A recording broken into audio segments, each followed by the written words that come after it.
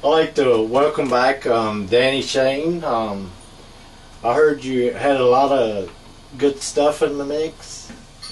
No, things are going good, Rich. Actually, before I get started again, I just always want to tell folks how much I appreciate you. Tell you how much I appreciate you. You know, all the great support you give to me and the other artists that are out there. All of us big wild-eyed dreamers, you know, trying to get somewhere with our music. You know, I got some pretty big aggressive dreams, and it's to folks like you that I'm most indebted, that I never will forget, and time will tell, you know.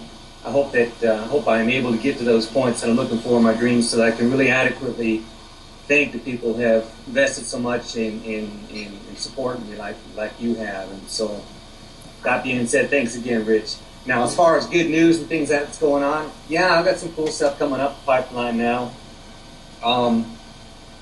We're the first album with the new kind of music that I've been putting together with the combination of Spanish, English, country music, country rock kind of stuff is now done. I just need to finish up the last details of the presentation of the project so that I can have a nice disc. You know, all the stuff that goes in to make the disc look nice, you know. And so we've got a kind of a creative looking envelope thing that folds in with a CD envelope that when you open it up, you can see each of the songs, the lyrics, which I think would be helpful for folks because it's a bilingual kind of a thing, you know. And you know, by the end of the month, I expect to have that done and all the discs, my first round of discs burned and ready to roll. So by the first of October, I have plans to come back stateside for a couple of weeks. I'll be on the West Coast. Why the West Coast instead of Nashville? The reason is for this is that Nashville does not recognize country music that is not in English. So, although I have some really great support in Nashville, I think it'd be smarter for me to go to the West Coast, like LA in particular, with a really strong population of Latino market that influences the non-Latino market, culturally speaking, and hope to get things launched from that direction to move through the rest of the nation. So I'll be up there the first 2 weeks of October and get that rolling. What else? As a part of that disc, we're filming next weekend my second music video for Babysita Morenita, which means my little brown girl, like brown sugar, you know what I'm talking about? And you know what? That song's like a really special song to me because it's one I wrote for my wife. You know, it's all in Spanish, but I hope people dig it anyway, just for the musical style, and probably will dig something of the video as well, because the girl that's playing the part of my wife is pretty hot. So we'll have that actually included in the new disc. So the disc will have 9 original songs with 2 music videos as part of that disc. So I hope folks will like that. What else? We're still in the middle of a pretty not so aggressive tour, but it keeps them pretty busy.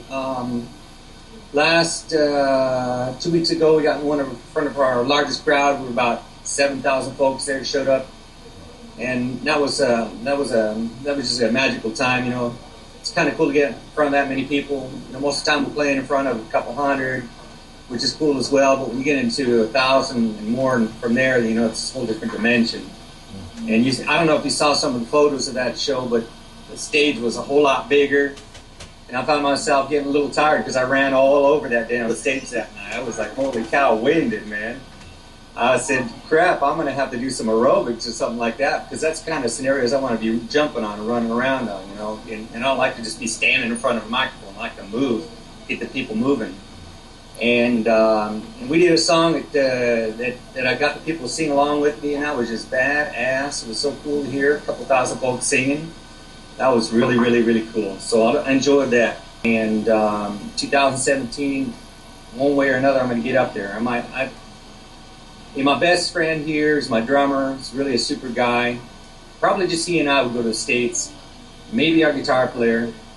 And then work with local session artists in every region that we travel through. You know, that way I'm not absorbing huge costs to get a band of 7 folks up to the United States and then tour them around. That doesn't make a lot of sense to me right now financially. So those are the big things I'm working on. Come on over and say hi. My wife says she wants to say hi. Hi. Hola. Hi.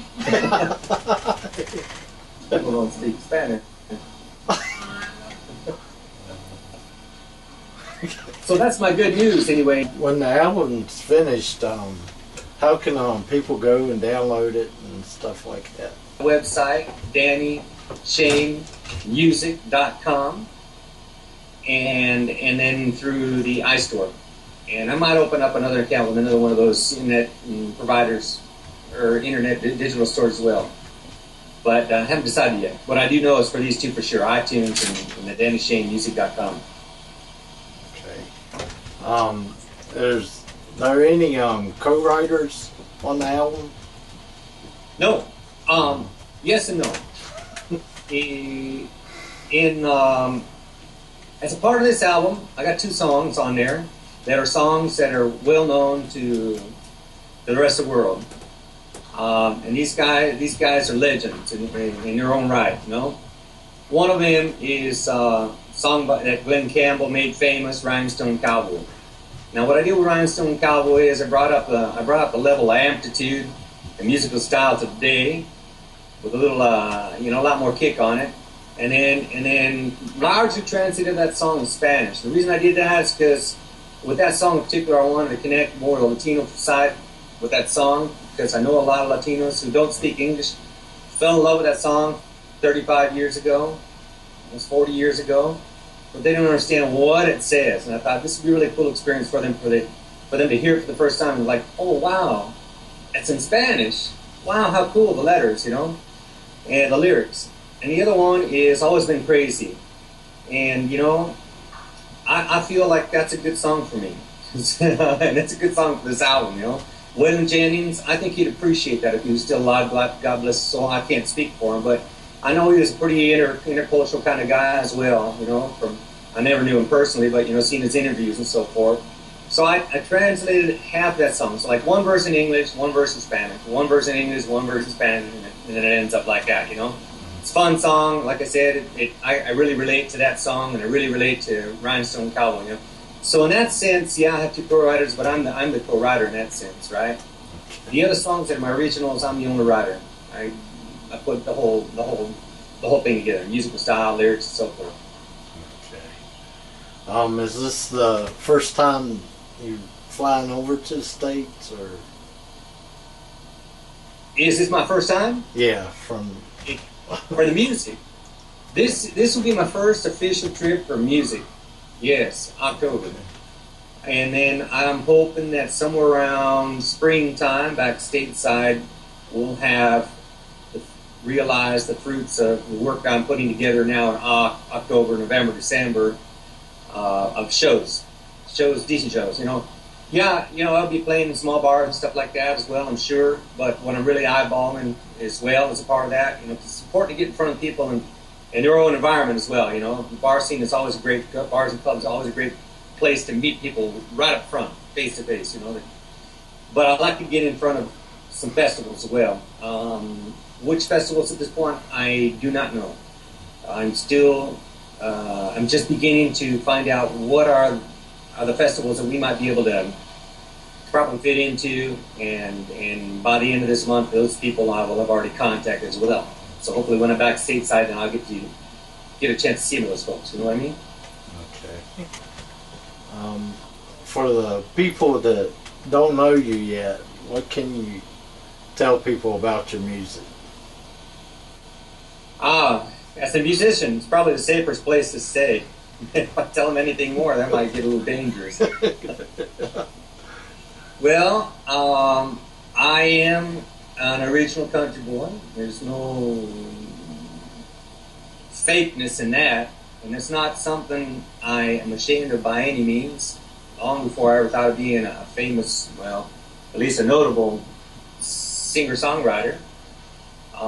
So I know some folks they like to put on a cowboy hat on, or put on like a good old boy look, and they like, hell, they don't even know how to change their oil. I'm like, what the hell? And if you're gonna be a cowboy, you're gonna be a whatever, you know. Be one. Don't act like it. I'm like crap, you know.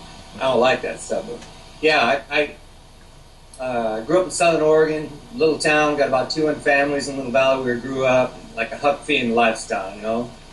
Digging frogs, running up and down this creek bed until it froze over, and then we were sledding down the hills and these makeshift things we put together, you know. So yeah. Well, I appreciate you being on the show. You know, I was surprised you called me back. Yeah, I'm glad you did though. You know, it's, gosh, you know, always a great pleasure.